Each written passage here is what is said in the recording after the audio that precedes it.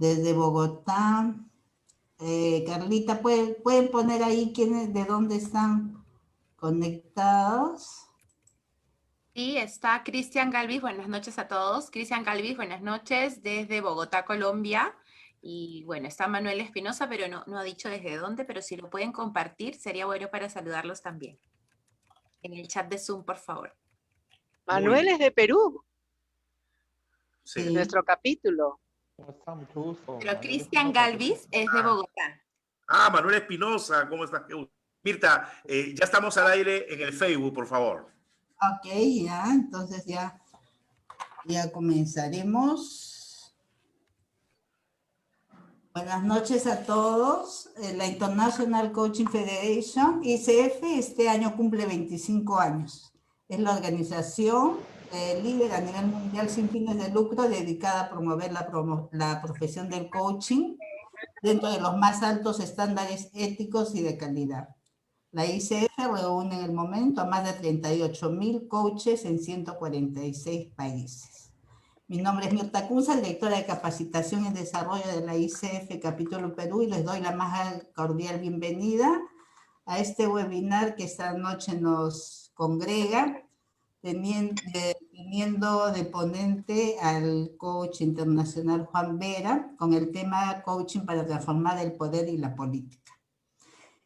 Muchísimas gracias, Juan, por estar esta noche compartiendo con nosotros tus conocimientos. Más o menos, ¿cómo vamos a llevar a cabo la reunión? Dirás tú algunas palabras, pondrás en un contexto lo que quieras decir, y luego nosotros podemos, cuando tengamos preguntas, lo ponen en el chat para que Carlita lo pueda leer. ¿Es así más o menos, Juan? Sí, me parece bien, claro. ¿Ya? Ok. Adelante, gracias, Juan. Ok, bueno, pues muy buenas tardes. En primer lugar, mi agradecimiento por la invitación. Es un honor para mí estar acá porque además me da la oportunidad de hablar del tema, o por lo menos uno de los temas que más me interesan y en las que además he centrado buena parte de mi profesión. Yo me gradué hace 26 años ya y desde entonces buena parte de mi dedicación ha sido el mundo del poder y la política, ¿no?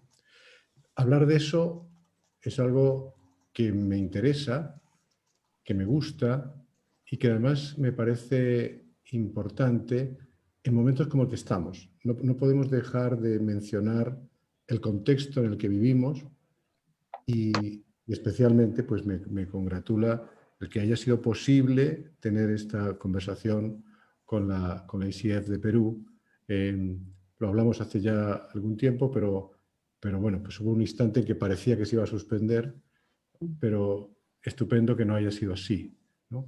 Incluso nos da la oportunidad de poder conversar, aunque yo no sea un especialista en política de Perú, pero soy un observador cuidadoso de lo que ha estado pasando en el mundo latinoamericano y en el mundo en general últimamente, ¿no? Sí, yo quisiera situar el momento actual para que a partir de ahí podamos abrir una conversación más amplia y que dialoguemos. De hecho, mi planteamiento es que lo que falta en el mundo es diálogo, así que espero que podamos hacerlo, ¿no? El título, Coaching para transformar el poder y la política, hace aparecer tres nombres: coaching, política y poder, tres palabras, ¿no? que no siempre gozan de mucho crédito, pero especialmente hoy pasan por un momento muy difícil la idea de la política y el poder, ¿no? El coaching, ha habido momentos en que no se ha salvado tampoco y que ha sido muy criticado desde diversos sectores, desde los que consideran, como a veces son el mundo más de los psicólogos, de que se meten en temas que no le corresponden, hasta en otros momentos que, llevado por el propio intrusismo que hay en nuestra profesión, la ICF sabe mucho de eso y ha tratado de regularlo, ¿no? Pues han pasado personas que realmente no tenían las capacidades para poder producir un acompañamiento, digamos que profundo, ¿no? Ahora, estas tres palabras se dejan acompañar en este momento por la cuarta, que es el verbo transformar. Y yo creo que estamos en un tiempo de transformación, en el que sentimos que todos, quienes no hayamos abandonado el interés por vivir, nos demos cuenta de que tenemos que transformarnos, de que lo que está pasando no es algún hecho circunstancial, no es un momento, no es la pandemia, vamos a hablar de ella, pero de alguna forma viene de bastante antes. Nos damos cuenta de que estamos en la frontera de lo que podemos llamar una nueva época, porque siempre hemos estado cambiando en el mundo, y esto lo repito insistentemente, pero tal vez la velocidad y la profundidad con la que hoy está ocurriendo es bastante inédita, ¿no? Y cuando digo profundidad, me refiero no porque sean muchos los cambios que nos sobrevienen, sino porque entra incluso en esa pregunta que también a mí me gusta repetir, que es la de ¿qué significa ser humano? Hoy en día esa pregunta tiene sentido. En otro momento hubiéramos dicho, bueno, ¿qué va a ser humano? Todos sabemos lo que significa ser humano. Hoy en día hay que preguntárselo cuando realmente podemos ser intervenidos por la tecnología, y puede haber, pronto podremos ser personas con chips y conectados a la nube y con posibilidades de que realmente tengamos una experiencia del propio vivir distinta, ¿no? Yo celebro mucho la invitación, de verdad, porque hace mucho tiempo que me empeño y lo manifiesto en observar ese gran desinterés, salvo honrosas excepciones, que siempre las ha habido, ¿no?, de los coaches. Y sé que en esta sala, no solamente en esta sala virtual, no solamente son coaches los que están, pero la ICF es una asociación mundial de coaches, de esa especie de desinterés por los temas que vamos a hablar, por los temas de la política y del poder. Y a mí me ha tocado muchas veces en programas en los que he participado de formación de coaches, últimamente en el mundo de Newfield Network, de ver cómo al final las personas, cuando dicen ¿a qué quiero dedicar mi aplicación al coaching?, muy pocos se abren a este espacio. Y yo creo que estamos en un momento especialmente favorable. Creo que la pandemia, de una forma muy violenta, si quieren, nos ha venido a mostrar la importancia de la política. Porque es en ese momento de gran vulnerabilidad cuando hemos visto cómo pueden entrar en conflicto categorías que pensábamos que estaban alineadas: la salud, la convivencia social, la libertad, la intimidad. Nos damos cuenta que hay un momento determinado en que salud y intimidad, por ejemplo, o libertad pueden estar como encontrándose en colisión.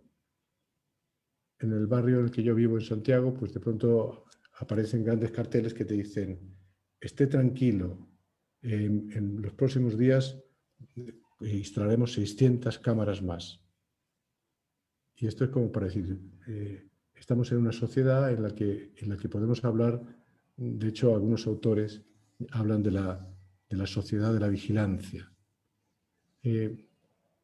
Yo creo que hoy muchos, con todo lo que ha pasado con la pandemia, se arrepentirían de no haber votado por gobiernos que plantearan una amplia medicina pública de calidad, por ejemplo, que pusieran mayor interés en el hecho de que hay bienes públicos que tienen que estar asegurados.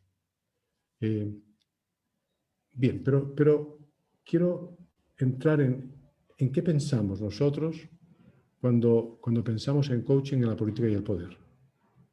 Y yo creo que ha habido un tránsito en todo esto, por lo menos en mí, y quiero hablar, por tanto, desde mi testimonio. Cuando empezamos a hablar de la política, el coaching en la política y el poder, yo me imaginé, y de hecho esa fue mi trayectoria, en trabajar con personas que tenían cargos en los gobiernos, cargos en la estructura política, personas que estaban en el poder económico, que por lo tanto estábamos hablando de un coaching personal que lo que pasa es que tenía un contenido en sus temáticas de quiebre de tipo político.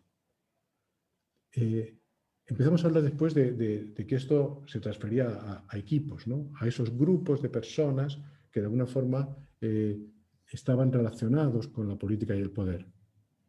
Pero hoy en día, quizás lo que me parece interesante, y ese es mi principal mensaje en mis últimas conversaciones y en mi libro de Articuladores de lo Posible, es que se abre para el mundo de los coaches o para la de los acompañantes estratégicos, por ponerle un entrecomillado, en general, es cómo podemos ser facilitadores de conversaciones sociales, que realmente podamos plantearnos que realmente que podamos ser una ciudadanía mucho más consciente.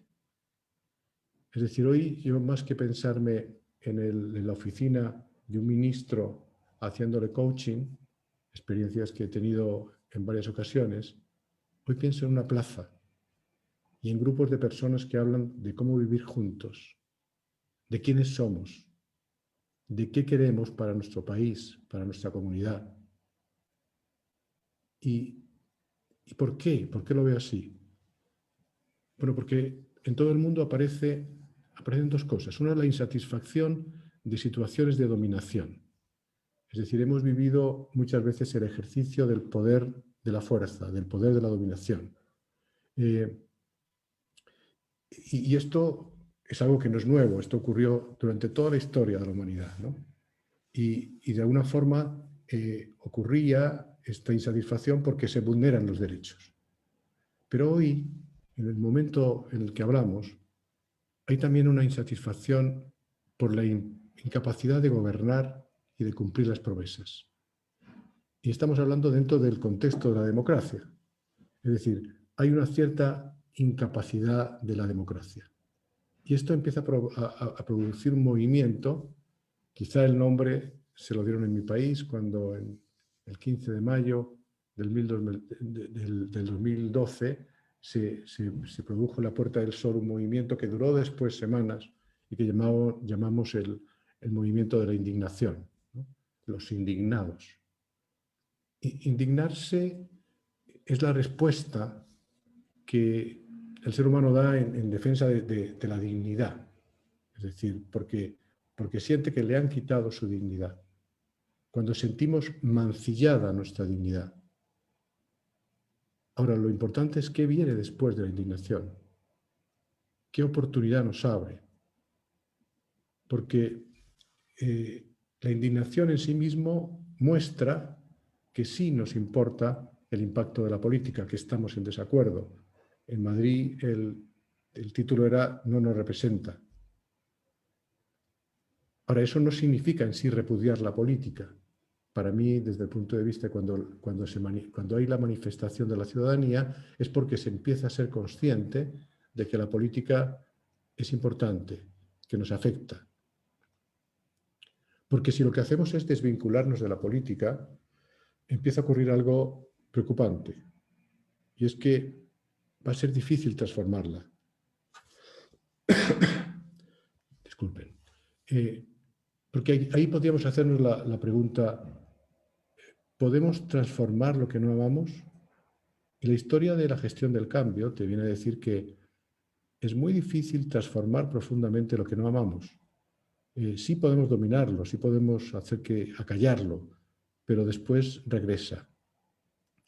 Repudiar la política, alejarse de la política, implica de alguna forma salirse del espacio de la transformación y tal vez quedarse en el de la indiferencia. Y por tanto, uno puede decir, no deberíamos, por lo tanto, extrañarnos que después nos lleguen gobiernos y nos lleve una política que no nos representa, ¿no? Hay una frase que ha recorrido últimamente el mundo y es la de: nuestros sueños no caben en sus urnas. ¿Qué nos dice esa frase?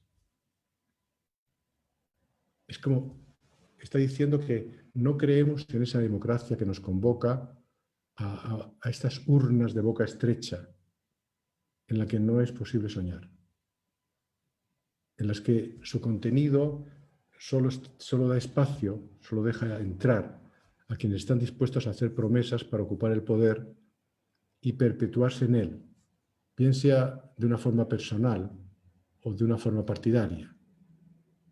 Pero ¿por qué son tan estrechas las ranuras de esas urnas? ¿Qué cierra esas ranuras? ¿La maldad o la ignorancia? Yo me inclino más por lo último. Y esto no quiere decir que no deje de pensar que hay maldad y que puede haber inmoralidad en las personas, ¿no? Y que a veces las personas incluso lo pueden declarar directamente. Últimamente ha circulado un video de George Soros reconociendo su intervención en la desestabilización de países, ¿no? Sin embargo, me parece que es la ignorancia. Y cerramos las urnas, entre otras cosas, porque desconocemos esos sueños. Porque vivimos en una burbuja económica o social o ideológica y estamos lejos de lo que está pasando a la ciudadanía. Estamos lejos de lo que nuevas generaciones quieren y piensan. La realidad es que vivimos en un momento en el que los modelos de sociedad que nos dieron alguna vez cierta esperanza parecen vacíos. Se sienten como vacíos de contenido. Y por una parte, en algunos casos han perdido su reserva moral o su potencial de desarrollo. La izquierda y la derecha siempre han representado una visión incompleta del mundo. Es decir, de alguna manera representaban ya una cierta identificación, una interpretación que obviamente no recogía el todo. Hay un filósofo español, un filósofo político, Daniel Innerarity, que dice que precisamente por esa incapacidad de hacerse cargo de la diversidad que una ciudadanía, que un país, que una comunidad tiene de ver las cosas, siempre unas y otras han traído consigo un gran desgarro, o por lo menos un nivel de desgarro. Y si miramos la historia del mundo, la libertad sin igualdad nos ha llevado a una sociedad egoísta, a una sociedad excluyente y desigual, en la que por lo tanto la violencia es una reacción lógica. Tenemos que estar abiertos a que esa es una reacción normal. Pero la igualdad sin libertad nos ha llevado a sociedades alienadas, empobrecidas, en las que ha existido una desigualdad entre el pueblo y las élites ideológicas, que quizás sí, esa desigualdad podríamos decir que, en cierto lenguaje, podríamos decir que son menos obscenas, pero son más incoherentes por el propio o con el propio mensaje que esas ideologías tienen, ¿no? Es decir, podemos decir que, yéndonos a la tríada de la Revolución Francesa, que sin la fraternidad la convivencia es imposible. Y eso nos lleva al requerimiento de construir lazos, vínculos, puentes, comprensión. Nos lleva a la necesidad de articular. Ambas narrativas, me refiero a la izquierda y la derecha, ¿no?, entrañan una comprensión ideológica que excluye a la otra. Y nos han llevado precisamente a eso, a narrativas radicales en las que finalmente se aboga por algún tipo de supremacía, bien sea la supremacía moral o la supremacía pragmática. Y en ambos casos, en realidad, yo creo que lo que aparece es una profunda falta de humildad, ¿no?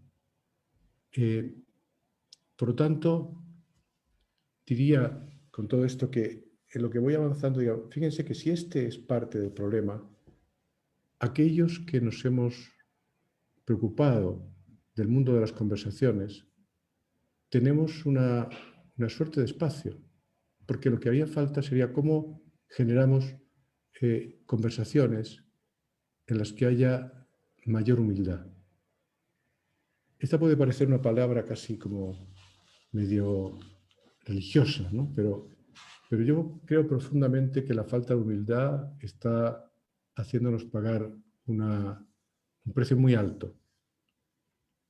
Hay una parábola que quizás ustedes algunos conozcan, que habla de un mundo en el Oriente en el cual un rey que llega a serlo porque ha fallecido el rey padre, decide salir y trata de mirar a su pueblo. Y ve que en una plaza hay un hombre muy pobre, con una túnica raída, que está sentado en el suelo y que mucha gente se acerca, le pregunta, hablan, le echan unas monedas y se van. Y este rey le pregunta a alguien de su séquito, ¿quién es ese hombre tan pobre al que le echan monedas? Se llama Latif. Y efectivamente es uno de los hombres más pobres de su reino y también dicen que uno de los hombres más sabios. ¿Cómo eso? Es decir, la gente va y le hace preguntas y después esas personas se van muy contentas porque encuentran alguna suerte de respuesta a su vida. El rey se baja de su carruaje y se acerca a aquel mendigo y le dice que quiere hacerle una pregunta. Y le hace una pregunta de algo que le está preocupando y Latif le responde tranquilamente, sin hacer ningún signo de vasallaje. Y el rey se queda sorprendido. ¿Cómo es posible que me esté contestando con esta claridad aquello que me pasa? Dice, ¿tú sabes quién soy yo? Sí, sí, majestad. Sé que usted es el monarca. Te voy a hacer una pregunta más, porque yo realmente no tengo la experiencia que tenía mi padre y realmente estoy preocupado con las cosas que pasan en el reino. Y le vuelve a hacer otra pregunta y el reino al terminar le dice, bueno, te vienes conmigo al palacio. Quiero que desde ahora tú seas mi consejero. Y se lo lleva al palacio. Y empieza a convertirse este mendigo en alguien que es el que siempre es consultado por el rey, con lo cual se pueden imaginar que empiezan las rencillas y que en el mundo que le rodea todo el mundo empieza a tenerle envidia a Latif, porque ¿cómo es posible? ¿Qué le contará? Que siempre acude a él. Y observan en un momento determinado que tiene algunas costumbres especiales el tal Latif y dicen, esta es la nuestra. Van a ver al rey y dice, Majestad, Latif está conspirando contra usted. Imposible. Está conspirando contra usted. Imagínese que todos los días a las 5 de la tarde se esconde en un torreón. No deja entrar a nadie y pasa varias horas allá. Seguro que recibe a personas que de alguna manera están preparando una conspiración contra usted. El rey, incrédulo, se va espera a que sean las 5 de la tarde y se va hacia el torreón. Y justo en el momento en que dan las campanadas, llama a la puerta y abre Latif. Majestad, ¿cómo está usted por acá? Quiero hacerte una pregunta directa. ¿Me estás traicionando? ¿Estás armando una conspiración? De ninguna de las maneras. Y dije, déjame entrar, tengo que ver. Y entra el monarca y ve que no hay nadie en la habitación, pero sí hay unos zapatos viejos, una túnica raída y un palo. ¿Y qué haces aquí con esto?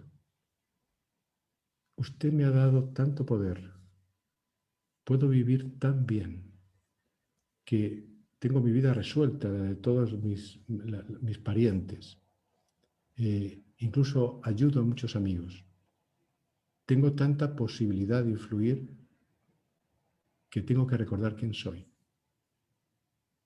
Que tengo que venir todos los días a ver mi túnica raída, a ver mis zapatos maltrechos y a ver el palo, para no llenarme de vanidad y arrogancia y ser uno más de sus nobles.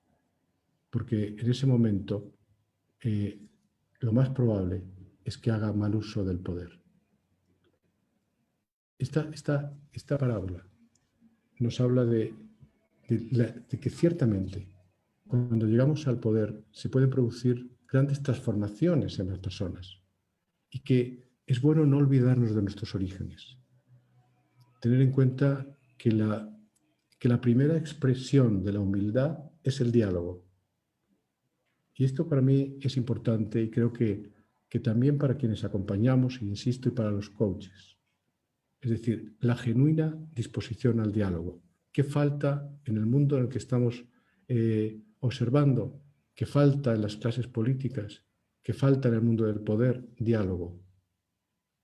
El espectáculo que tuvimos escuchando las intervenciones de lo que se ha considerado la primera democracia del mundo, los Estados Unidos, recientemente, es así de aleccionador y de vergonzoso, ¿no?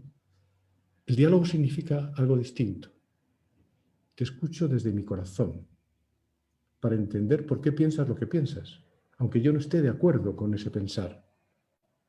Y te cuento lo que siento y lo que pienso, reconociendo además que siento desde un corazón que ha tenido una historia distinta a la tuya, que observo un mundo desde otro lugar y que eso no me confiere una posición de más verdad que la tuya. Yo diría que si tuviéramos que hacer algún tipo de profesión nueva sería la de dialogantes. Generar más personas que dialoguen, que el diálogo sea una asignatura en los colegios, que colaborar sea una habilidad de la escuela, que mirarse a los ojos sea una práctica social. Y ustedes pueden pensar, bueno, y todo esto que tiene que ver con el coaching, ¿no? Pero yo creo que si vamos a hablar de coaching, de política y poder, estas tres palabras que he enlazado, parte del trabajo, del mejor servicio que podemos hacerle a la sociedad es hacer un coaching, un acompañamiento para la humildad. Es hacer un coaching para entender el entorno, el contexto, el mundo en el que estamos y visibilizar a los distintos actores, sobre todo aquellos que son más invisibles, aquellos que la sociedad ha invisibilizado y por tanto que no participan en las grandes conversaciones que construyen la realidad. Diría que tendríamos que dedicarnos a facilitar encuentros para la confianza, a articular conversaciones de otros, especialmente de los más improbables. Y todo eso daría a nuestra profesión un sentido distinto, pero también estaría situando una oferta en ese mundo para que las personas de buena voluntad que llegan al poder se abran a esa opción. Y yo entiendo que no quiero ser ingenuo, ¿no? Que hay una buena razón para que tengamos incapacidad de diálogo, ¿no?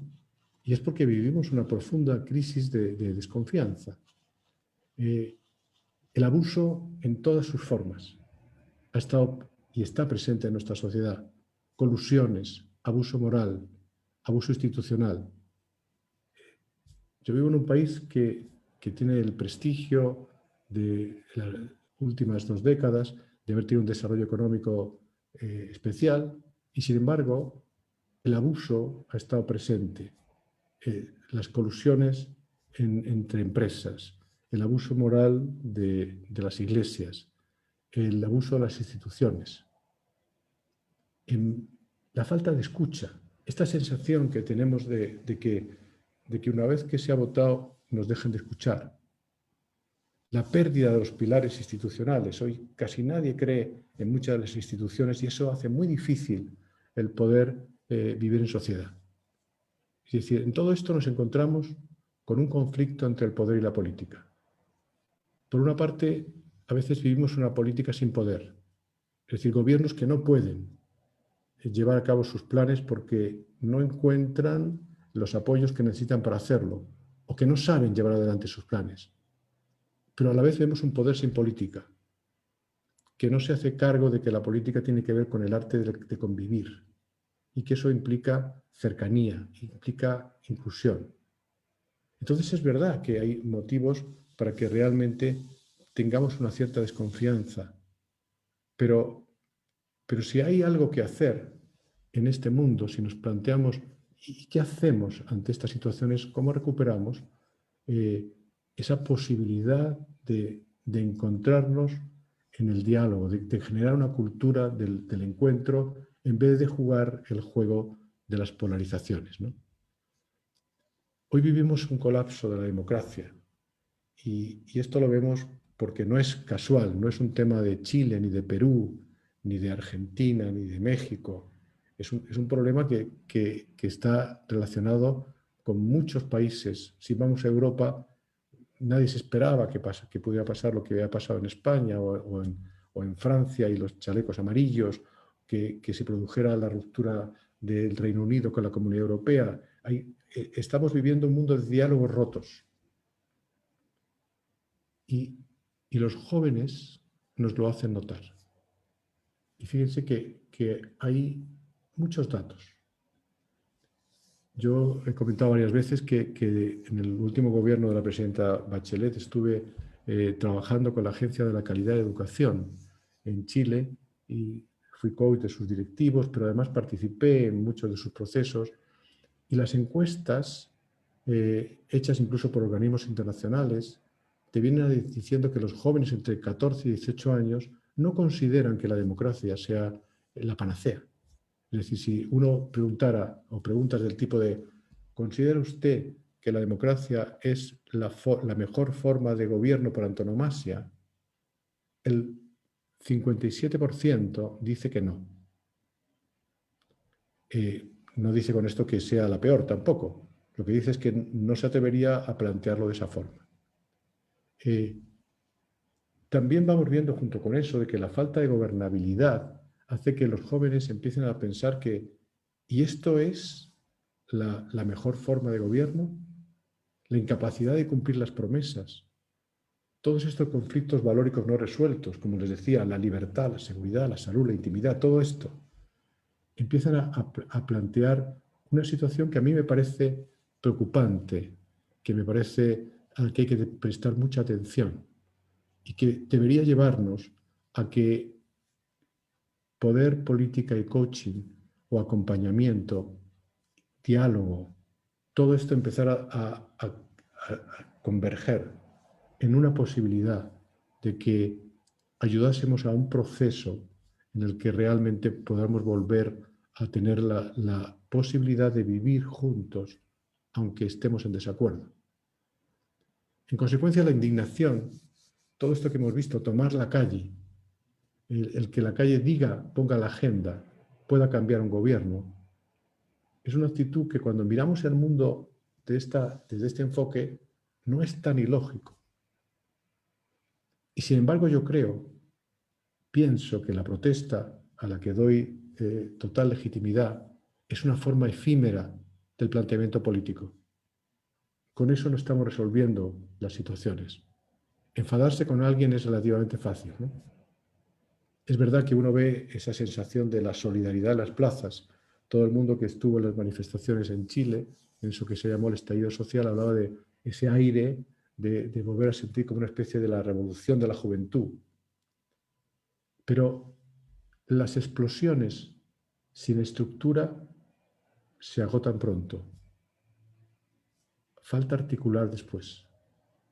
Falta lograr la conversación, el diálogo de todos los representantes, que ante todo no vengan a decirnos su verdad, sino crear el espacio para que las cosas sucedan.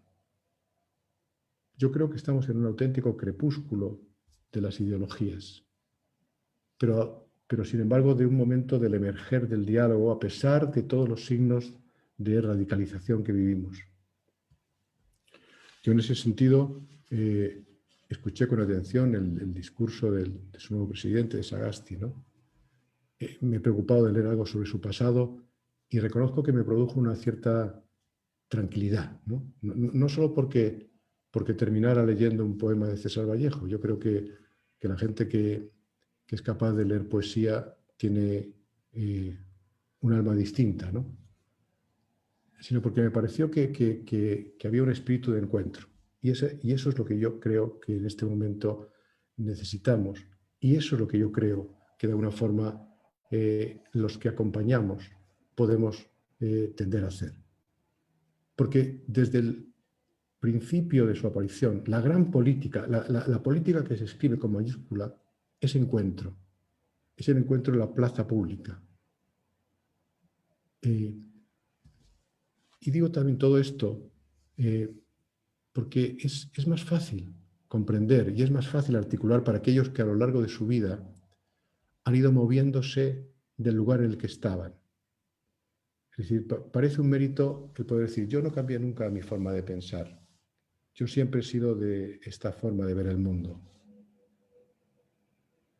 Parece un mérito, no sé, desde alguna mirada, pero no deja de ser muy sospechoso que cuando nosotros estamos planteando que todo ha cambiado, que estamos en una nueva época, que nosotros nos jactemos de no haber tenido una evolución en nuestro pensamiento. Porque cuando eso ocurre, sea desde el extremo que sea, no deja de mostrar un cierto conservadurismo.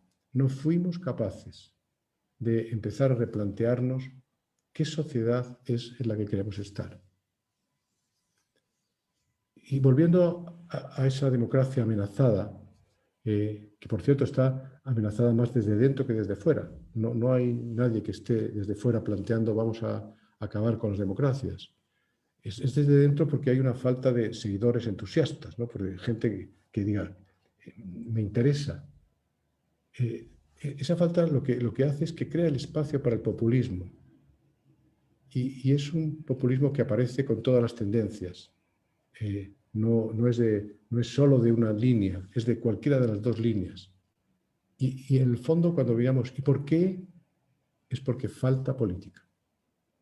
Es porque lo que se origina por la falta de una política y no al revés. No es porque sobre política, quizás sobran las conductas inadecuadas de muchos de los políticos, pero son dos cosas distintas, amigos. Falta política cuando más que conversaciones orientadas a ese vivir juntos, sin la necesidad de consenso, sino que se abran a la posibilidad de aceptarnos en el disenso. Se produce cuando tratamos de prometer lo que la gente quiere escuchar, sin que después esté el compromiso de llevarlo a cabo, ¿no? Eso es lo que hace el populismo. Porque no se preocupan de la medida de la complejidad y de los recursos que realmente hay que tener para poder llevarlo a cabo. En el fondo, lo importante es acceder al gobierno, no tanto ejercerlo después.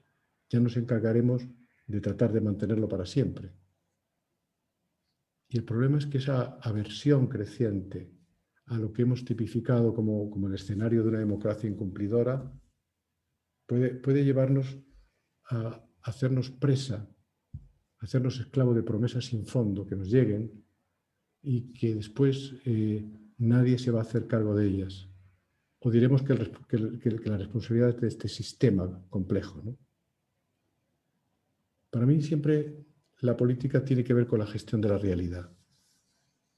Y esto debería llevarnos a hacernos cargo del propio juicio de que estamos viviendo una realidad desconocida, imprevisible, en un futuro que no sabemos bien hacia dónde va.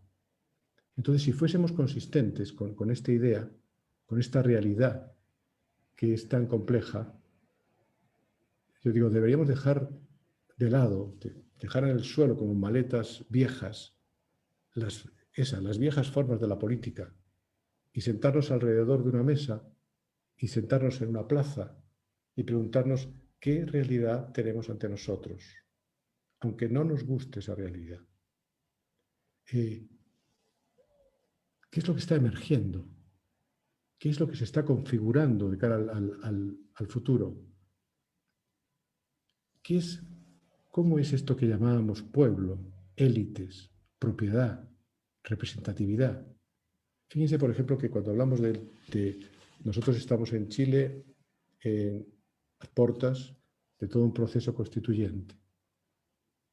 La gente habla de que, cuidado, que hay que garantizar el derecho a la propiedad. Yo siempre digo, ¿qué propiedad? Porque la propiedad ha ido cambiando a lo largo de la historia, ¿no? Y en la etapa o la era medieval, la propiedad era el poder era tener mayores propiedades de tierras. pero después, a partir de la Revolución Industrial, tener propiedades de empresas. Hoy en día, por ejemplo, nadie se pregunta por la propiedad de los datos. Y realmente lo que estamos haciendo es que nosotros somos el producto que los nuevos propietarios del mundo, las redes sociales, los que tienen la capacidad de la Big Data, y las constituciones no se están preocupando de eso. Y lo digo porque en el fondo hay que replantearse qué significa si estamos llenos de ejemplos en los que gobiernos de uno y otro signo no han logrado sus objetivos y han vulnerado sus propias lógicas, sean las lógicas de la izquierda o sean las de la derecha. Tenemos que plantearnos qué relato nuevo puede llevarnos a un nuevo espacio, a un nuevo escenario de pensamiento político. En realidad creo que necesitamos abandonar todas esas formas o maneras o prácticas o como quieramos llamar que pertenecen a otra época. Y hay que pensar que hablar de la política del futuro no es hablar solo de partidos, no es hablar solo de las personas electas. Hay un papel hoy para las organizaciones como constructoras de política, para las ONGs, para la sociedad civil, para los jóvenes emprendedores, para lo que podríamos llamar los nuevos partidos. Hoy se habla de las empresas B, quizá hay que hablar de los partidos B de la política, ¿no? O sea, quiero decir con esto que uno de los sumandos de esta decepcionante suma de la política es la incomprensión del propio sistema al que esa política debiera dar rienda. Es como si estuviéramos en esa ágora griega a la que me refería antes y los ciudadanos no entendieran para nada la lógica de la plaza. Y fíjense que esto ocurre cuando estamos hablando de que hoy hablamos de la sociedad del conocimiento. ¿Cuáles son los conocimientos que debemos aprender y aprender con H intercolada para poder dirigir esta sociedad hacia una conciencia nueva de sí misma, ¿no? Porque están pasando cosas donde uno podría decir que la distancia entre gobernantes y gobernados es mayor, donde a veces hay más inteligencia ciudadana que sus gobernantes, donde vivimos con una velocidad de la tecnología enorme y sin embargo muchos de nuestros procesos cada vez tienen más retardo, cuando el conocimiento y la información sobre nosotros mismos está en manos privadas, cuando podríamos incluso decir que yo plantearía como un derecho de la libertad, a la libertad de pensar. Y bueno, eso siempre ha estado en las constituciones. No, me estoy refiriendo a algo mucho más, si quieren, pedestre. Es que en este momento existe la amenaza de que realmente a través de la inteligencia artificial nosotros podamos ser hackeados para hablar con el lenguaje de los computadores y que realmente lleguemos a tener a creernos aquella información que nos mandan porque tenemos un perfilamiento total. Creo que hay muchas amenazas que no tuvimos antes. Y también creo que hay algunas ventajas que no tuvimos antes. Y eso nos establece un mundo muy diferente en el que haría falta el emerger de una ciudadanía distinta. La posibilidad de que hablemos de la política como si estuviéramos empezando, no digo una página en blanco, pero sí la posibilidad de no seguir hablando en las mismas terminologías. Y por eso a mí me parece que, insisto, las personas que hablan, que son expertos en conversaciones, pueden colaborar en este proceso. La caída de las ideologías, que yo creo que nadie discute en este momento, no cierra las puertas de la política. Desde mi punto de vista las abre. Porque fíjense que las ideologías, como todo sistema de verdad, no da paso a las ideas. Ya están generadas. Es más, los que llegan con alguna idea nueva son los herejes, ¿no? Sin embargo, la duda y el cuestionamiento han sido las formas en las que la humanidad ha creado sus nuevas ideas. Es decir, desde el punto de vista de mi mirada de lo que es el coaching, los cuestionamientos, el mundo de la pregunta es nuestro territorio. Y pienso que es algo en lo que deberíamos plantearnos que tenemos una gran posibilidad de aporte. Yo pienso que quizás hemos vivido tiempos en los que parecía que era el momento de aquellos asesores de marketing o de campañas que eran expertos en cómo llevarte al poder. Yo creo que si hace falta algo importante es cómo acompañarte a ejercer el poder. Porque ese es el punto donde se producen las auténticas incapacidades que la sociedad moderna, por la complejidad en la que se mueve, está teniendo. Todo eso es lo que me trae a aceptar una propuesta como esta, ¿no? Es decir, si hay algo que podamos plantear nosotros que hablamos del compromiso, que hablamos de la promesa como un acto lingüístico, no es tanto a ayudar a la capacidad de hacer promesas, sino a cumplirlas, a completar ese ciclo de compromiso que coincidiremos que tiene que ver con la posibilidad de mantener una sociedad en la confianza. Bueno, quizá he hablado mucho, pero yo quería plantear como traer el tema de lo que me preocupa para que abriésemos una posibilidad de conversación. Entonces, a partir de ahí ya me quedo a disposición de las preguntas que ustedes quieran hacerme. Perfecto, acá vamos a leer, aparte de todos los saludos. Acá hay comentarios que dicen: la sociedad está muy polarizada, no hay tolerancia. Obviamente hay indignación con lo que sucede. Su ejemplo del mendigo grafica nuestra falta de humildad. Maravilloso el coaching para humildad. Acá hay otra: las instituciones bien fortalecidas son las que permiten la gobernabilidad, sin ellas no hay estructura de diálogo. Todo cuanto hacemos son lo que yo llamo actos políticos. Con esa premisa, un elemento esencial en el coaching es encontrar los valores detrás de las metas. Y con este mundo fracturado en materia de principios y valores, ¿cuál es su recomendación para crear estados de conciencia más transparentes desde el ejercicio del coaching? Ok. Bueno, de hecho yo pienso que ese objetivo es trascendental. O sea, si algo estamos viendo es que hace falta habitar un nuevo estado de conciencia de lo que es vivir en sociedad y de lo que significa la era en la que estamos. ¿Cómo creamos conciencia? Creamos conciencia a partir de plantearse conversaciones distintas cuando nosotros empezamos a mirar desde otras ópticas, cuando empezamos a vernos parte, en este caso, porque quiero hablar de la conciencia que yo creo que hay que crear, es una conciencia, por ejemplo, que la pandemia nos ha podido como atisbar, y es la conciencia de nuestra vulnerabilidad, de darnos cuenta que somos interdependientes, que un murciélago de Wuhan, no ya la mariposa de Shanghái, que se hablaba siempre como metáfora, la metáfora que podía, la mariposa que podía cambiar la bolsa de Nueva York, puede afectar a nuestra vida más cotidiana, nos puede dejar recluidos en nuestra casa. Yo creo que ahí hay una oportunidad, que es cuando nosotros nos damos cuenta de que estamos en un mundo interdependiente.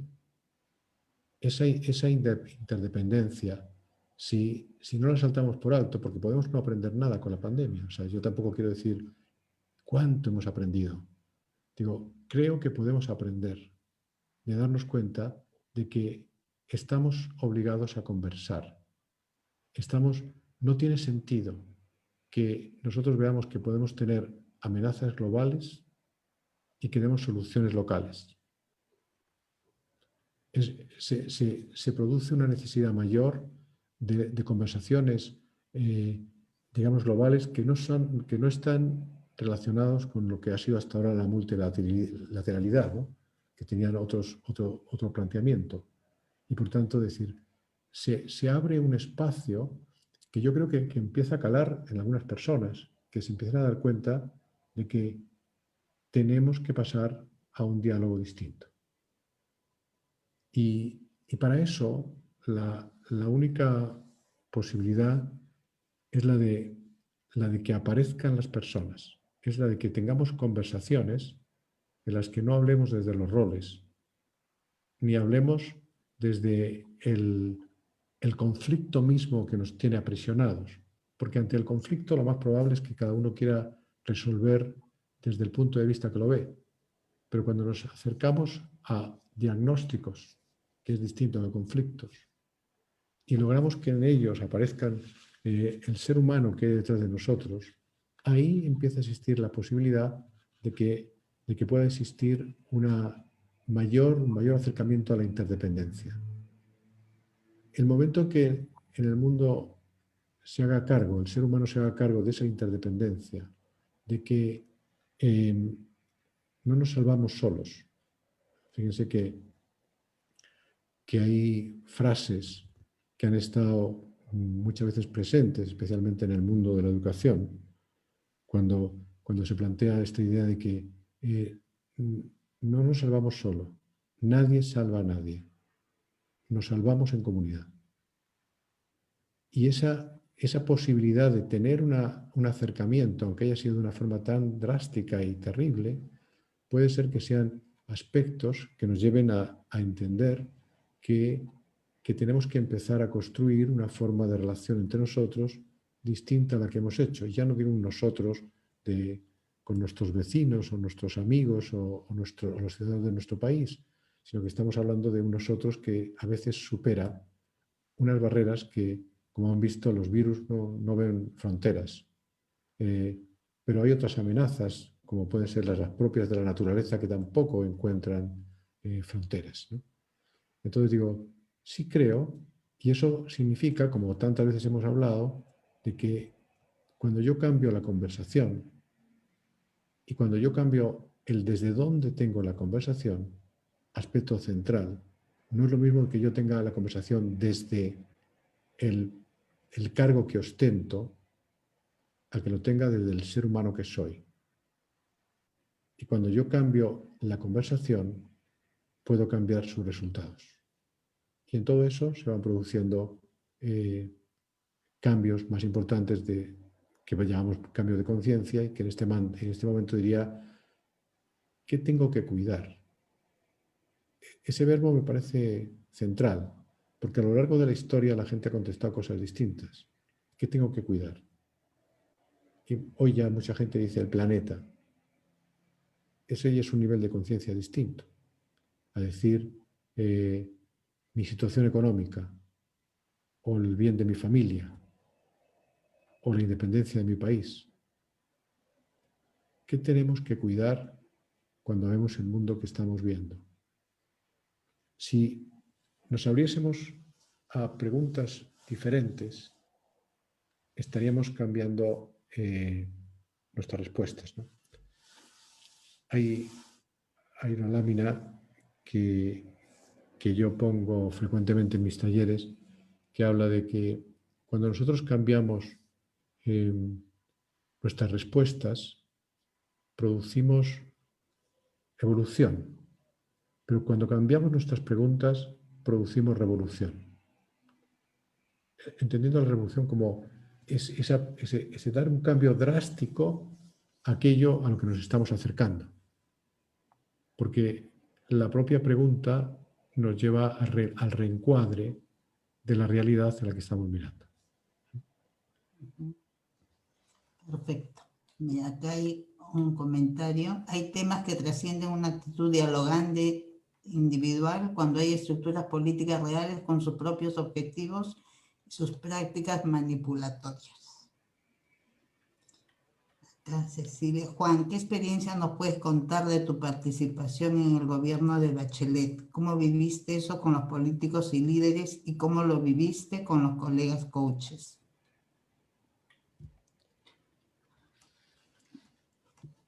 Bueno, yo en los gobiernos que he participado en 4 gobiernos ya distintos, con cargos públicos. La mayor parte de esas participaciones han sido con personas que tenían el poder, con personas que, o sea, eran coaching individual. En ese coaching individual yo diría que lo que se generó muchas veces fue mayor conciencia de gobierno. Parece una redundancia, pero es no de territorios individuales. Porque es curioso como tú entras en esas posiciones y ves que siguen pensando que el Ministerio de Economía es como un reino distinto al Ministerio de Salud. Y digamos que la orientación que generalmente dimos fue con quiénes tienes que articularte para lograr el objetivo que en este momento el electorado o la presidencia del gobierno te ha dado. Y eso me resultó valioso y de hecho eso llevó a que muchas personas me recomendaran a otros, etcétera, porque se daban cuenta que estábamos hablando no solo de cómo consigues tus objetivos, sino cuál es el bien mayor. Y el bien mayor depende de varios. Y por lo tanto, pero yo no diría que ese tipo de actuación, por eso he ido evolucionando en mi forma de pensar, pudieran producir un cambio de conciencia en el gobierno. Producían un mejor nivel de relaciones internas y posiblemente la posibilidad de que se aprovecharan mejor recursos cuando tú veías que servicios que casi no se hablaban se empezaban a trabajar juntos. A veces seguimos estrategias curiosas, ¿no? Por ejemplo, la primera estrategia que a mí me pareció reveladora, y no sé si Cecilia me ha escuchado una vez más, si la habrá escuchado, pero era, en un momento determinado decidimos hacer un programa de habilidades directivas y de gestión para un grupo de altos cargos del gobierno. Y lo que hicimos fue que la Secretaría de Modernización eligió aquellos servicios que tenían peores relaciones entre sí y se convirtieron en alumnos de un programa. Y yo llevaba todo el módulo de habilidades con ellos y lo que fue pasando por la metodología que usamos, que no es una metodología distinta a la que, por ejemplo, se puede usar en la enseñanza del coaching por organizaciones como Newfield, ¿no? que hacían que luego hubiera grupos que tenían que trabajar conjuntamente. Y el resultado final fue, desde luego, que consiguieron distintos niveles de aprendizajes, de gestión, pero el que resaltaron fundamentalmente fue que habían llegado a acuerdos que debían haber llegado por el mero hecho de ser el mismo gobierno, ¿no? O sea, que era una cuestión que habían llegado a acuerdos que no se imaginaban, que compartían base de datos, que habían empezado a plantearse cosas conjuntas. Es decir, a veces, a partir de ese tipo de iniciativas, tú consigues que puedan generarse ciertas cosas, ¿no? Yo la verdad, Cecilia, hoy creo, como no era un decir lo que dije antes, que preferiría estar trabajando, por ejemplo, con grupos jóvenes, con asociaciones que de pronto quieran, como parte de la sociedad civil, quieran tener una representación, quieran influir en su mundo. Porque creo que a partir de ahí se consiguen cosas de otra escala, de otra dimensión. Y se logra eso que decía de conseguir ciudadanía, una ciudadanía de otro nivel. Porque no sé si aquí hay alguien de la política y del gobierno, pero diría, es fácil echarle la culpa siempre al gobierno. Pero el proceso de una democracia tiene que ver con la calidad del gobierno y con la calidad de los ciudadanos. Y a veces la calidad de los ciudadanos no es precisamente la principal joya de la corona, sino todo lo contrario. Y ante eso, yo creo que ese trabajo resulta tremendamente importante, de darse cuenta hasta qué punto son responsables de lograr el país, la ciudad, la comuna, la región que quieran. Entonces, es muy interesante sentar a personas hay una metodología que en Chile hemos estado usando, que es la 3xI, yo también he hablado mucho de ella, que es le llaman una metodología de pares improbables. Y es cómo siento a la mesa aquellos que improbablemente se sentarían nunca. Y por tanto, que como nunca se han sentado, si nosotros creemos que la realidad se crea en conversaciones, hay realidades que nunca se han podido crear porque nunca se han sentado ciertos tipos de personas juntos.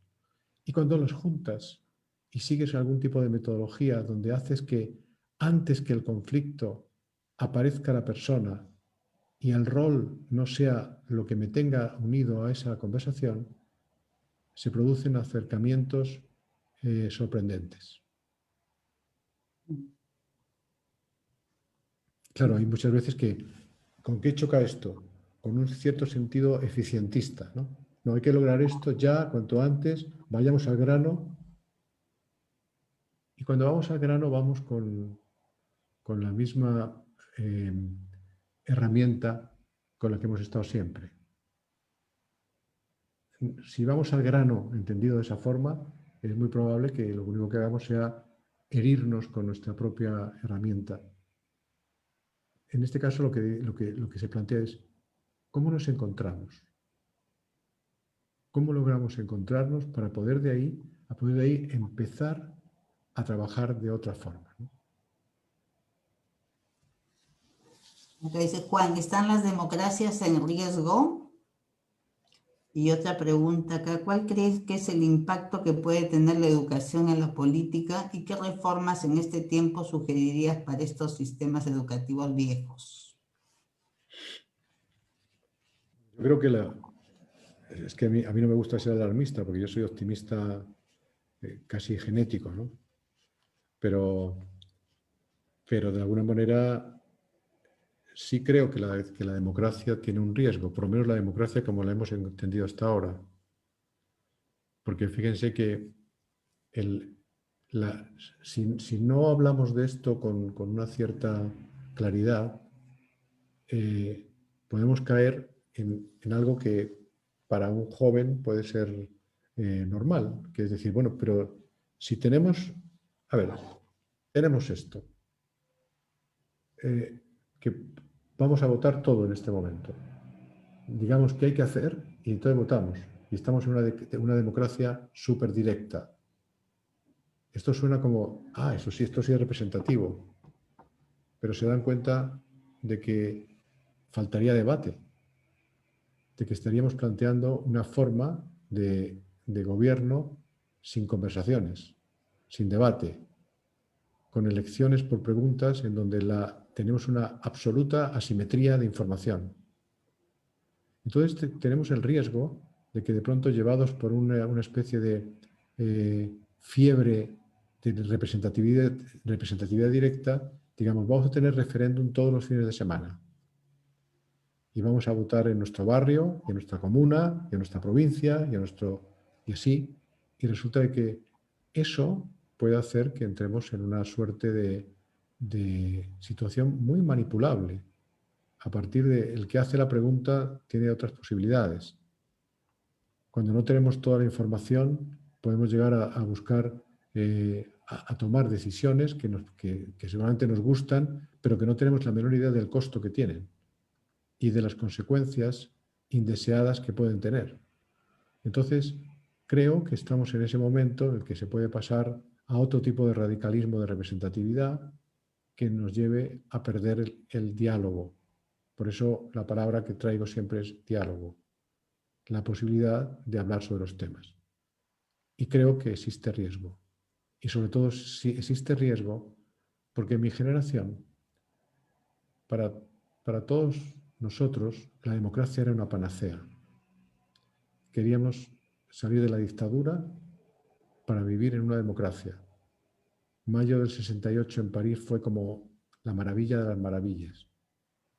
Y los jóvenes hoy en día, lamentablemente, tienen una experiencia de una democracia que es cara, donde ha habido corrupción y donde no se han conseguido muchos de sus resultados. Entonces, ¿por qué defenderla? Yo he contado más de una vez que la ICF de España, hace muchos años, yo creo que fue la primera vez que fui a un congreso de ICF en mi país, yo ya vivía acá en Chile, y hizo un congreso en Barcelona. En ese momento Luis Carchac era el presidente de la ICF de España, aunque es argentino, ¿no? Era un momento en que ningún país tenía sus presidentes del país, era una buena casualidad, ¿no? Y me invitó, me dijo, te voy a dar este horario que es el mejor para que tú puedas hablar, no de lo de siempre, yo hasta ese momento hablaba mucho de coaching directivo, sino de coaching político, porque él se había conocido lo que estaba haciendo. Y tuve la oportunidad de una charla y un tipo, no tendría 30 años, me dijo, yo había dicho, mire, nosotros tenemos que buscar como coaches una gran neutralidad. Y si queremos trabajar en política, no tiene sentido. Bueno, es una elección puede ser, yo voy a ser coach solamente de los de mi partido, pero no creo que aporte mucho eso cuando nosotros estamos hablando de ampliar al observador que somos. Si eso es lo que creemos, entonces tendríamos que tener una posición distinta. Y lo dije 2 o 3 veces, ¿no? Entonces este chico levanta la mano, me dice, Juan, yo quiero mostrarte que tú no eres neutral, que tú nos estás hablando de neutralidad, pero es una neutralidad acotada al mundo de la democracia.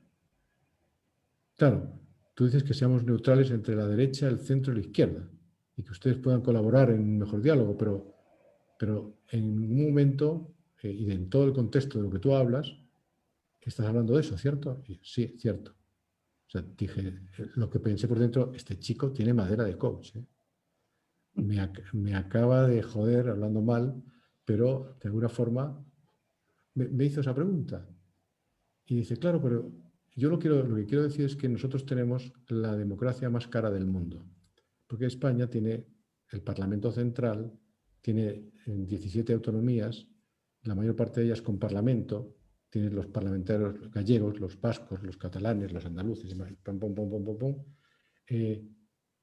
Muchos de ellos tienen rentas vitalicias. Y el tipo tenía mucha información, ¿no? Me dijo, entonces yo, que no estoy viendo lo cara que es y que estamos teniendo muchos problemas no resueltos, preferiría una tecnocracia. Preferiría que hubiera una especie de aristocracia técnica, de donde tuviéramos como los mejores y pagaríamos mucho menos y no sé si estaríamos peor. Y mucha gente asentía, ¿no? Como diciendo, sí, efectivamente. Yo creo que de ese momento, estoy hablando del año 2010 posiblemente, ¿no? Hasta ahora, la postura de este chico o de estos grupos que había allí de la Universidad de Barcelona se ha multiplicado por un factor muy alto de gente que lo tiene. Y la siguiente pregunta era sobre la educación, ¿no? A mí me parece que yo creo que la educación es la palanca que puede mover el mundo, ¿no? Lo que sí sé es que por todo el trabajo en la Agencia de la Calidad, que es mucho más lento de lo que quisiéramos. Ahora, lo que tengo claro es que si hubiera que hacer un cambio relevante, es un cambio que va de pasar de contenidos a habilidades. Es decir, cómo los colegios o las escuelas están más dedicados que o sea, desde luego hay un proceso del pensar, ¿no? Muy posiblemente algún profesor de matemáticas me dirían, hay que aprender a pensar matemáticamente, lógicamente, y yo no le llevaré la contraria, ¿no? Pero lo que digo es que conocer los ríos que pasan por la península ibérica y ocupar capacidad neuronal en eso, cuando resulta de que hoy en día la gente, quiero saber esto, lo miro y lo sé y lo puedo aplicar, no es que, es decir, memorizar todo eso puede no tener ningún sentido. Y por lo tanto digo, creo que se abre una escuela de la habilidad y de los valores versus una escuela de los contenidos técnicos. Y eso creo que podría producir no digo que rápidamente, porque es un tema, la educación siempre tiene su ritmo, pero podría ir preconfigurando una sociedad de personas que pensaran de otra manera. Sobre todo considerando que la disrupción tecnológica en sí mismo nos va a producir impactos en la forma de vivir cada cosa. Y por tanto, nuestra forma de pensar tiene mucho que ver con las experiencias que vivimos. Por tanto, lo que sabemos es que vamos a pasar a tener experiencias distintas, como ya las estamos teniendo. O sea, esto que está pasando en este momento entre nosotros. En este momento estamos a miles de kilómetros unos de otros y estamos conversando y estamos teniendo una experiencia humana concreta gracias a que ha pasado algo, y en este momento podemos pensar que esta es una buena experiencia, pero hay otras que no lo son tanto. Entonces, sí creo que un tema número uno en todos los gobiernos que se precien es replantearse qué ser humano queremos. Y digo esto porque fíjense que realmente la escuela, la universidad, se ha pensado desde el punto de vista del empleo. No tenemos ni idea qué empleos vamos a tener. Entonces es un salto al vacío, es ir yo creo que a mí estudiar me fascinó. Me parecía que era la posibilidad de un salto social, de hacer muchas cosas. Cuando yo hablo con muchos jóvenes en este momento, tienen una sensación de ¿y para qué estoy estudiando esto si realmente no sabemos si va a existir esta profesión después, o si existe, cuál va a ser el rol del profesional versus el de la propia robótica, el de la propia inteligencia artificial? Entonces,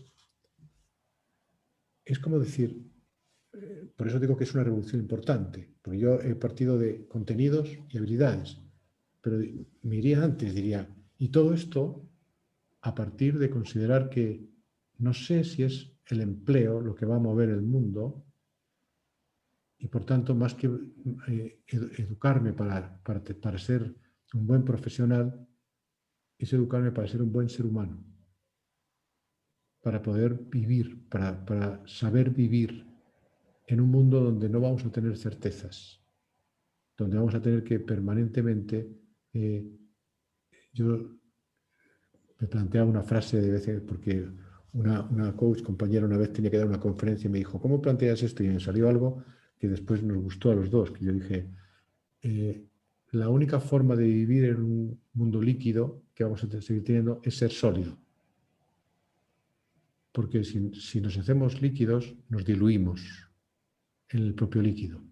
Flotaremos si somos sólidos, y eso implica una mayor solidez personal, una mayor solidez interior.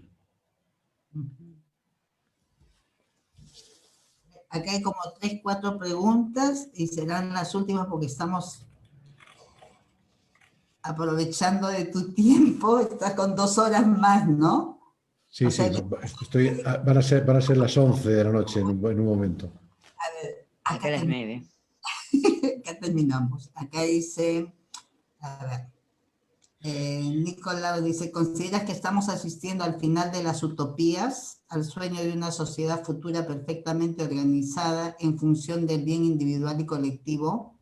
Al parecer estamos asistiendo a la desaparición de dichos sueños, o más bien las manifestaciones recientes indican lo contrario. En fin, la necesidad, urgencia de visualizar horizontes para la humanidad. ¿Qué opinas? Y la tarea del coach ahí. Y otro de una vez te haré la de Mario, por favor, que dice cómo generar una conversación con políticos que no le interesan dejar de ser quienes son, sino más les interesa a ellos o a su partido seguir siendo quienes son y velar no por los objetivos comunes y de la nación, sino los particulares y los de su partido, más aún en un contexto de falsedad y corrupción para ellos. Voy a empezar por la última. O sea, yo lo que nunca voy a decir es que, por ejemplo, que pueden vivir juntos los que no quieren vivir juntos. Es decir, cuando yo digo, yo creo en la convivencia, pero cuando alguien no quiere vivir con otro, no puede vivir con otro. Y por lo tanto, cuando se plantea el tema de decir, cuando alguien lo que quiere es el poder para sí mismo, hay una pregunta en el coaching que yo siempre digo que es la primera que hay que hacer, que es ¿el poder para qué? Y el poder para qué, y de hecho en el capítulo 2 de mi libro de Articuladores de lo Posible, lo que planteo es decir, cuando hablamos del poder, esa pregunta es central. Porque cuando yo quiero el poder para mí, pues obviamente lo primero que es que no tendría un coach, tendría un tipo de asesor que, o sea, contrataría a Maquiavelo. Y así fue la historia, ¿no? Es decir, que alguien que me diga cómo maximizo lo que busco. No buscaría a alguien que me interpele. Por lo tanto, cuando estamos hablando de los partidos que quieren permanecer en el poder y quieren la corrupción, digo, claro, yo no estoy hablando de eso. Estoy hablando de que pero esos partidos lo que pasa es que les votamos. Y cuando hablo, por tanto, de trabajar en la ciudadanía, digo, ¿cómo hacemos más visible que realmente estamos aceptando, no sé si porque sea el mal menor muchas veces o los votos de castigo, que estamos aceptando una forma que no corresponde a lo que una sociedad quiere?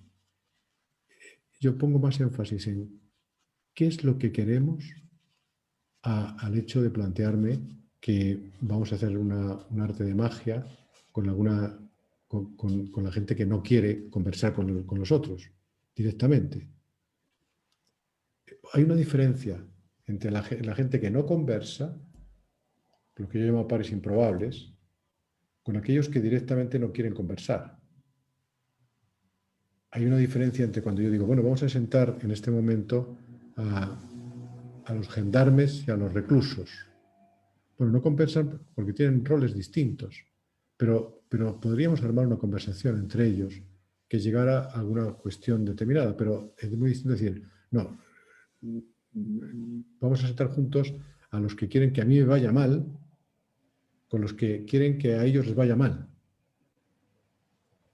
Pero esa situación, lo que digo es que es inamovible o nosotros colaboramos a que exista.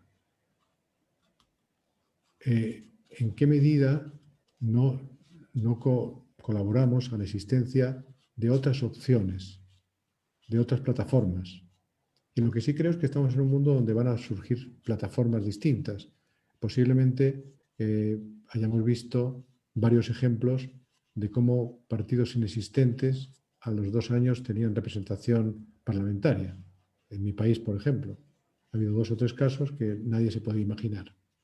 ¿Por qué? Porque ya hay una ciudadanía que no busca la tradición, el partido de toda la vida, el que votaron mis abuelos, mis padres, sino que se dan cuenta de que eso se está resquebrajando. Yo ahí lo que contestaría a esta última pregunta es no, lo que yo creo que tenemos que colaborar es a que se resquebraje pronto. Porque efectivamente no existe la voluntad para que eso pueda ocurrir. Y con respecto a las utopías, digo, yo no creo que sea el final de las utopías. Yo creo que estamos en el final de algunas utopías. De las utopías que tal vez tuvimos cuando el mundo era de una forma totalmente distinta. Pero creo firmemente que el ser humano necesita sentido para vivir. Es decir, no me imagino un ser humano que viva sin sentido. Y cuando necesitamos sentido para vivir, siempre hay algo que se mueva, que es la utopía. Lo que sí creo es que vamos a un momento en el que tiene que haber una conjunción mayor entre utopía y realidad. Los movimientos que se dejaron llevar solo por utopías luego mostraron que al llegar a la gestión de la realidad sabían poco cómo hacerlo. Entonces creo que van a surgir nuevas utopías como pueden ser el hecho no sé, de la teletransportación, de que la física cuántica nos lleve a poder tener el don de la ubicuidad. Van a surgir tal vez las utopías de que podamos llegar a tener una especie de, en vez de las Naciones Unidas como un órgano representativo que ya obedece a otra lógica, a tener una especie de encuentro mundial que sirva para poder establecer políticas globales, no solamente en qué no nos vamos a hacer daño y en qué vamos a invertir, sino qué tipo de políticas globales podemos tener cuando ya hemos descubierto que hay riesgos globales. Creo que puede haber incluso la utopía de poder vivir en un mundo en el que nuestra identidad no esté sujeta al trabajo y el que podamos tener la posibilidad de subsistir sin trabajar, dado que va a haber riqueza suficiente para todos. Y eso no sería el hacer redivivo una forma de comunismo, sería simplemente el hecho de decir, si a través de todos los medios que hemos creado es posible tener más riqueza que la que hemos tenido, pudiéramos llegar a plantear que nuestra subsistencia no sea el resultado solo de nuestro trabajo. Podemos aportar valor, pero tener un mundo completamente diferente. Y hay gente, cuando tú vas a todos estos congresos del futuro o a la Singularity University, que plantean escenarios como esos. Creo que son distintos quizá a los que tuvimos en un mundo que salía de la revolución industrial y que buscaba otras cosas diferentes. Eso les puedo contar en esta noche de noviembre, amigos. Ay, Juan, muchísimas gracias. A nombre de ICF Perú y seguramente de todos los que hemos estado acá escuchándote. Esperamos tenerte nuevamente porque ese tema da para muchas conversaciones futuras. Y ahorita me acabo de dar cuenta que no había leído tu CV, si me permites, pero más importante de escuchar. A ver, voy a decir chiquitito. Juan, bueno, nació en Madrid con estudios universitarios en Filosofía y Informática de Gestión y máster en Dirección de Empresas. Se desempeña en el ámbito de la consultoría. Reside en Chile, es consultor internacional en Estrategia y Gestión de Cambio de Organizaciones. Profesor de Habilidades Directivas en la Universidad Adolfo Ibáñez y del Diplomado de Gestión de Instituciones Hospitalarias en la Universidad Pública de Santiago de Chile. Dirige el programa Coaching en la Política y el Poder en Newpin Network y es autor del libro Articuladores de lo Posible. Una de las especialidades, como hemos escuchado, es el coaching a altos directivos de empresas y miembros del gobierno. Muchísimas gracias, Juan, por estar A vosotros por invitarme y bueno, espero que en este caso, como estamos hablando con el ICF Perú, que todo este proceso siga siendo tranquilo a partir de ahora y que tengáis unas excelentes elecciones, ¿no? Yo de momento, mientras que Sagasti siga leyendo poesía, tendré cierta confianza. Gracias, Juan. Ok, muy bien. Gracias. Agradecemos Chao, chao. a todos su presencia. Buenas noches. Gracias, muchas gracias. Gracias. Adiós. Chao, chao. Gracias, Juan. Gracias a todos. Y Muchas gracias, a todas. Juan. Un abrazo. Muchas gracias, Gracias. Juan. Un abrazo Conversando. Un abrazo Gracias. fraterno, desde Juan. Chile. Chao. Hasta pronto, hasta pronto. Chao. Chao, Juan. Desde Ecuador, Juan, un abrazo fraterno. Ah, Gustavo. Sí, ahí está Gustavo. Gustavo, muy bien. Ayer también lo estuve Desde viendo. Perú. Sí. Desde México, un abrazo grande para Mirta, para ti, Juan. Maru, ¿Qué tal? María Eugenia. la pandemia, Maru. ¿Cómo estás? ¿Cómo estás? Aquí sí, pues estoy pozo, por eso no puse la cámara, pero agarrando fuerza, porque Sí. la fuerza regresa poquito a poco. Les mando abrazo a todas, a todos. Ha sido una reflexión excelente, maravillosa, que tenemos que continuar porque el tema y el desafío gigantesco. Abrazos a todas y todos. Gracias, Maru, y espero verte ya el lunes totalmente recuperada. Ojalá, eso espero yo también, por eso me cuido. Y ni la cámara prendí, pero lo escucho. Gracias, Mirta, maravilloso. Chao, Maru. Gracias, Juan. Chao. Bueno, Muchas gracias a todos los que se conectaron. Ahí nos quedamos un ratito en el interín. Gracias. Seguimos en vivo, Arturo. Sí, muchas gracias. Gracias, Carla, por decirlo. Gracias.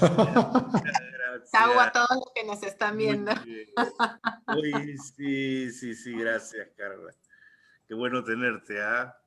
Y ahí Atenta siempre a los detalles. Sí. apaga tu Facebook también. Un ratito, sí, ya estamos. Seguimos en el Facebook Live. Un ratito, he parado la transmisión.